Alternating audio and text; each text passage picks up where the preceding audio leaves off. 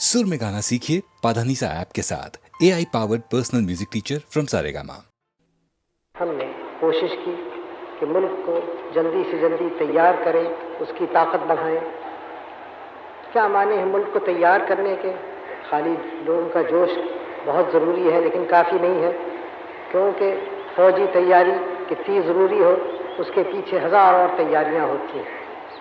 उसके पीछे सामान बनाने की तैयारियां, कारखाने बनने, जो फौजी सामान देखते हैं, जो हवाई जहाज़ बनाए, उनके पीछे और हज़ारों कारखाने, उनके पीछे हिंदुस्तान के बेशुमार खेत जहाँ खाना पैदा होता है, खाने का सामान वगैरह।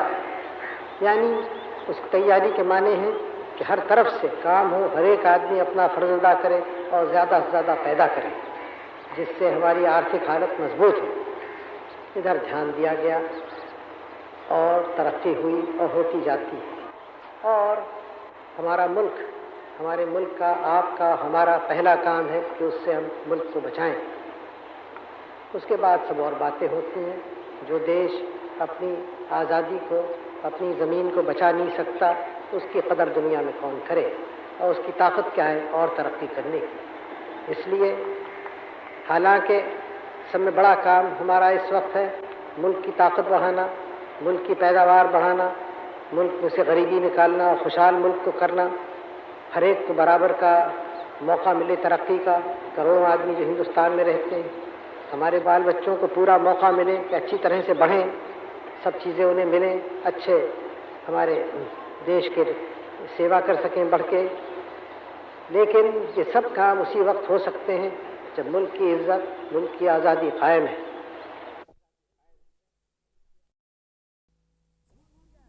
डाकू दयाराम गुजर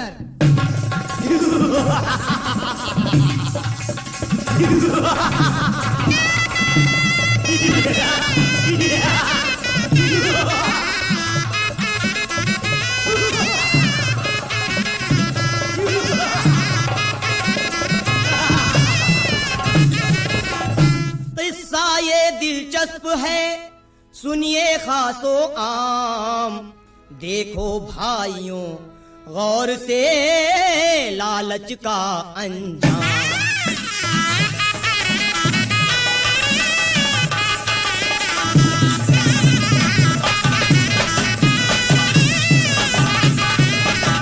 लालच का अंजाम बुरा है, नहीं फूलता फलता।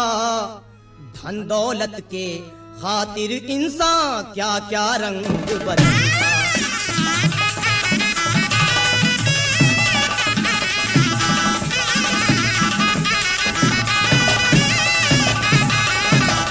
डाकू चोर उचक्का बनता, राह बदी की चलता। लूट मार रहजनी से उसका हर अरमान निकलता।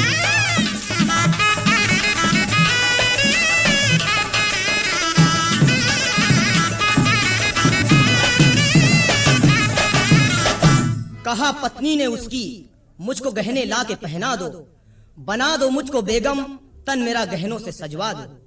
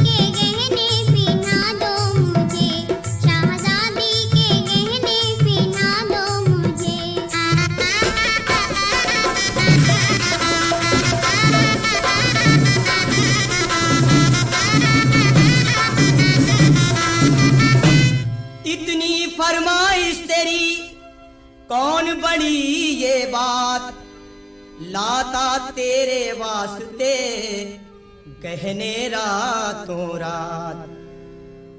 और बेगम ने बादशाह से कहा, दरिया जाने के लिए दिल चाहे सरताज,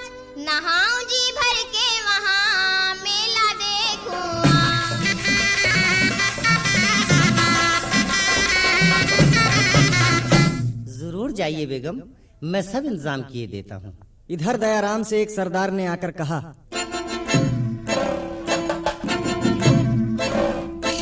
सरदार सरदार, सुना है बेगम दरिया नहाने और मेला देखने आ रही है। अच्छा आइए तो बहुत अच्छा हुआ। आज मैं अपनी बीवी की फरमाइश जरूर पूरी करूंगा। और फिर मेले में सांप की नजरें बचाकर दयाराम बेगम के पास पहुंचा। कौन हो तुम? दयाराम गुजर, एक माना हुआ डाकू। तो यहाँ क्यों आए? आपके गहने लेने की खातिर यहाँ आया हूँ, लेके जेवर ही जाऊंगा मैं। खैरियत जिंदगी की अगर चाहती, गहने दे दीजिए ना सताऊंगा मैं।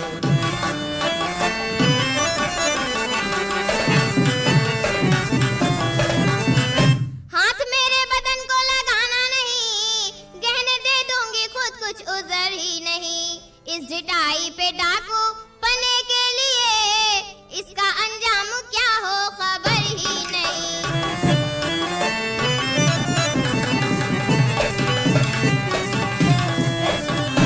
ये लो गहने। शुक्रिया। उतरवाए हैं सब गहने पिन्हाए, लाके पत्नी को।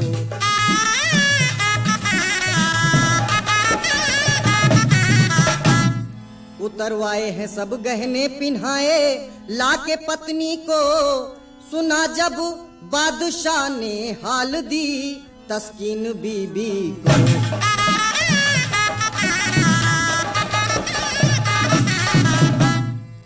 गिरफ्तारी की खातिर हुक्म फौरन कर दिया जारी। दयाराम हो गया चौकस, खबर फैली जो ये भारी।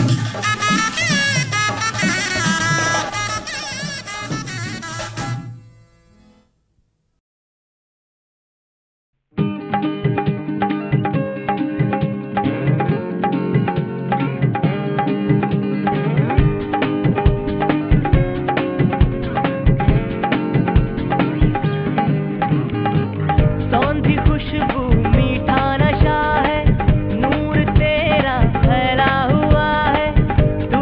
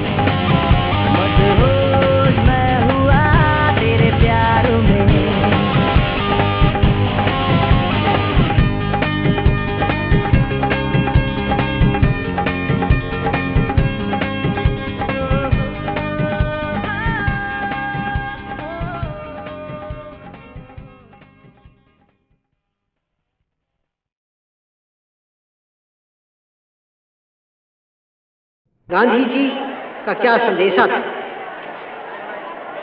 8 बरस हुए इस बात को, और आप सबों के को याद होगा कैसे एकदम से हिंदुस्तान का दिल दहल गया था इस खबर को सुन के। और हम लोग जो उनके नीचे काम करने वाले थे और उनसे सलाह मशवरा लेते थे हर बात पर, एकदम से हमारे आंखों के सामने अंधेरा छा गया था।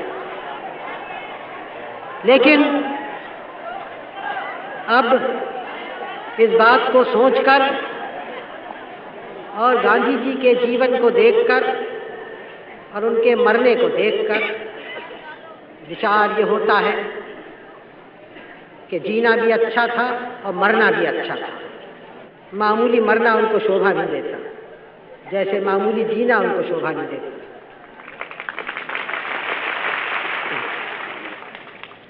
और एक उनकी जिंदगी और उनका मरना एक हिंदुस्तान के अमर कहानियों में हो गया है। लेकिन कहानियाँ तो हमारी बहुत सारी हैं। सवाल ये उठता है कि जो रोशनी उन्होंने डाली कहाँ तक हमारी आंखों के सामने है, जो रास्ता उन्होंने दिखाया कहाँ तक उस पर हम चलने की कोशिश करते हैं।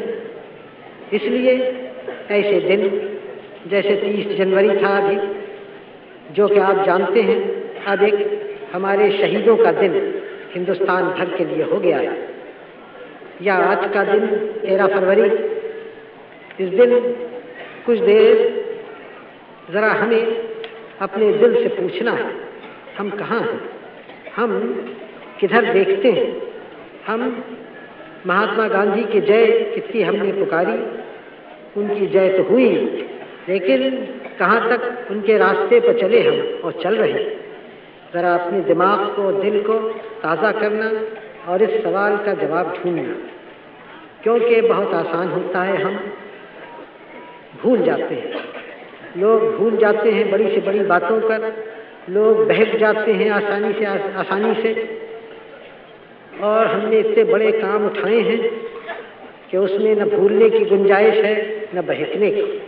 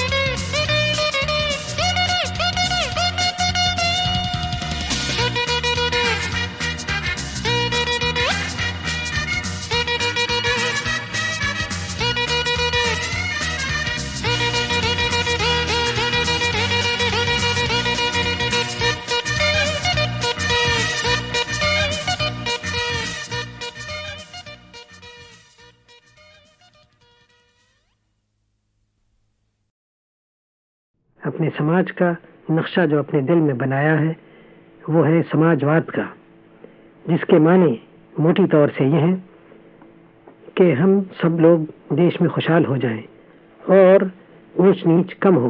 कुछ न कुछ रहेगी तो रहे, क्योंकि लोगों में फ़र्क होता है, लेकिन हर एक को मौका मिले तरक्की का, और ये जो आजकल की गरीबी है वो निकल जाए और आजकल की मुसीबतें हैं वो चली जाएं। ये तो हमारी पुरानी लड़ाई है और इसका हम सामना अरसे से कर रहे हैं। तरक्की भी कुछ हुई है और यकीनन होएगी, लेकिन उसकी तरक्की पर भी तभी हो सकती है जब हम उसको मिलकर जोरों से मुकाबला करें और छोटे छोटे झगड़ों में न पड़ जाएं। कौन के सौदे पे है, कौन एक कुर्सी पे बैठता है, लेकिन इस सब का मुकाबला करें। इसीलिए हमारी योजना कमीशन बना था। योजना कमीशन ने बहुत काम किए हैं और करेगा, लेकिन इन सब बातों के पीछे लोगों के काम है, लोगों की मेहनत है, परिश्रम है और लोगों की दिल की बहादुरी है।